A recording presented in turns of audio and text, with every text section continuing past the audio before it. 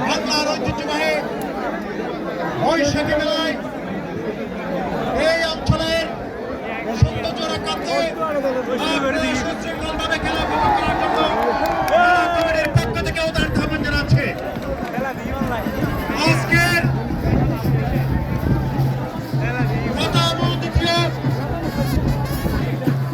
দ্বিতীয় যারা হবেন আজকের পরীক্ষার প্রথম বিজয়ী দ্বিতীয় বিজয়ী যারা হবেন তাদের জন্য গুরুত্বপূর্ণ পুরস্কার রয়েছেন এবং আজকের